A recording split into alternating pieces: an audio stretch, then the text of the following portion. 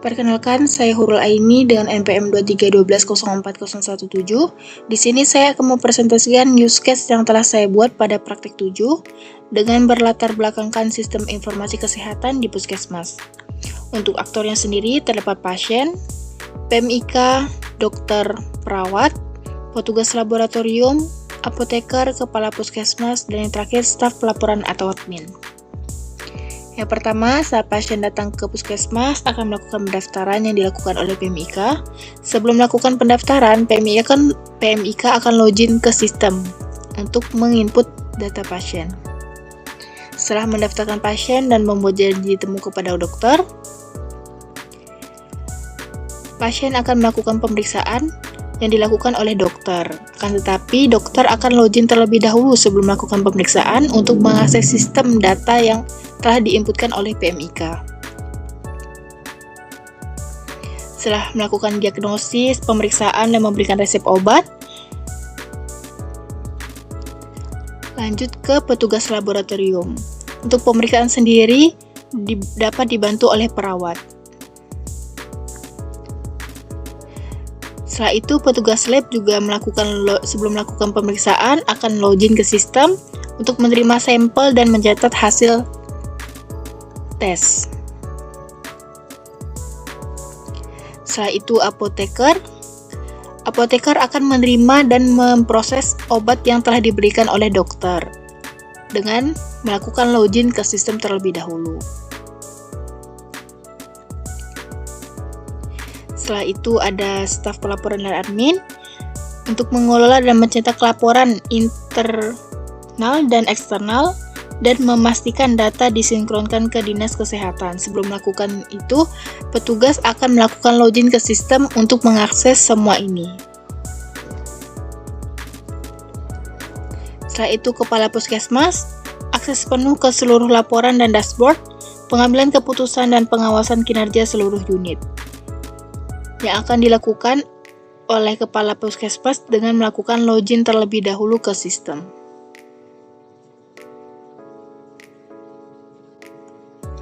Baik, di sini saya akan melanjutkan presentasi diagram activity untuk praktik 8. Yang pertama ada PMIK di unit pendaftaran. Aktivitas pertama yaitu pendaftaran pasien.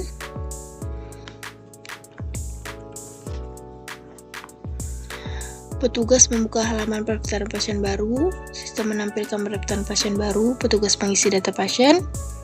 Sistem akan memvalidasi. Jika sudah benar, maka sistem akan menampilkan notifikasi pasien sudah terdaftar.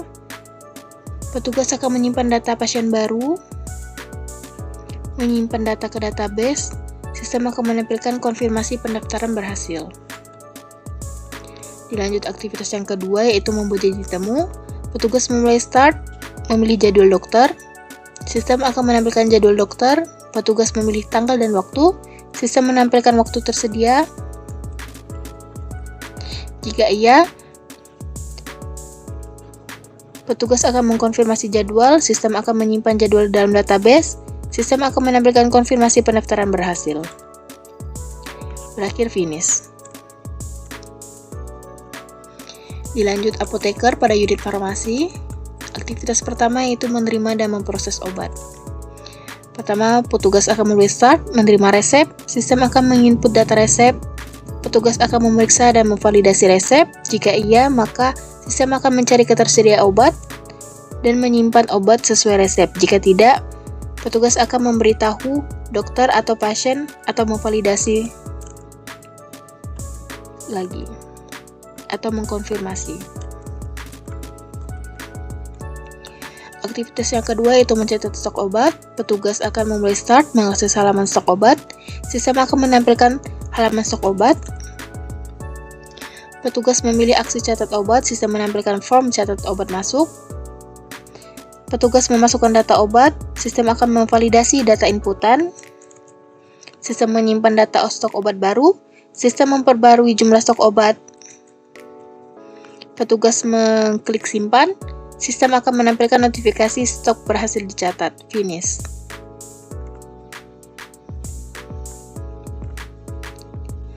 Dilanjut dokter, pada poliklinik anak, yang pertama aktivitasnya melihat riwayat medis. Petugas mencari ID atau NORM pasien, sistem menampilkan daftar pasien. Petugas mencari ID NORM pasien, sistem mengakses data pasien. Petugas memilih pasien dari daftar, sistem akan menampilkan riwayat medis. Jika iya, petugas akan membaca atau menganalisis riwayat pasien. Jika tidak, menampilkan pesan tidak ditemukan. Finish. Kedua, mendiagnosis pasien. Yang pertama, petugas melakukan start, melakukan pemeriksaan fisik, mengumpulkan data dari pemeriksaan fisik dan riwayat. Data cukup untuk diagnosis. Jika iya, maka mendiagnosis penyakit dan sistem akan menyimpan dan mencatat diagnosis final ke rekam medis. Jika tidak, petugas akan meminta pemeriksaan laboratorium atau radiologi dan menunggu dan menganalisis hasil lab. Baru akan menyimpan dan mencatat diagnosis final ke rekam medis. Finish. Yang ketiga, memberi resep obat. Petugas akan memeriksa pasien. Sistem akan mengakses profil pasien. Jika membutuhkan resep, maka menyimpan dan mencetak resep. Menulis resep obat. Finish.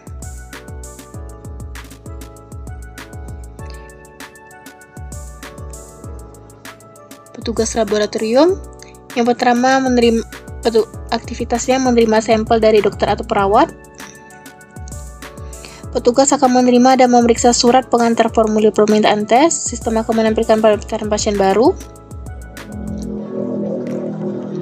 Petugas akan mengecek kesesuaian sampel. Sistem akan menampilkan halaman pendaftaran sampel.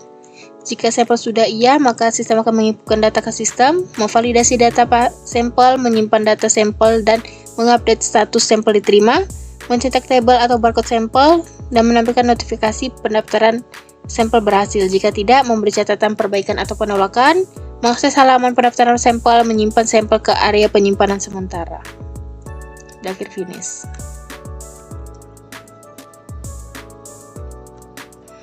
Yang terakhir, staf administrasi pada unit administrasi dan pelaporan. Aktivitasnya yang pertama, aktivitas pelaporan. Pertama, petugas melakukan start, mengakses melalui mode laporan sistem. Sistem akan menampilkan pendaftaran pasien.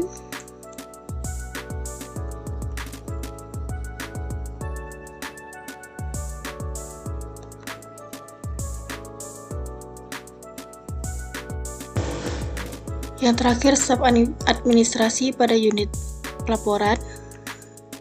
Aktivitasnya itu pelaporan. Petugas melakukan start, mengakses modul laporan sistem. Sistem akan memuat data dan menampilkan opsi laporan. Petugas memilih parameter keuangan, memilih jenis laporan. Sistem akan memberi jenis laporan, itu ada internal dan eksternal. Jika laporan sesuai kebutuhan, menyimpan versi final laporan dan mencetak laporan. Jika tidak, akan mengulang memilih jenis laporan internal atau eksternal. Finish.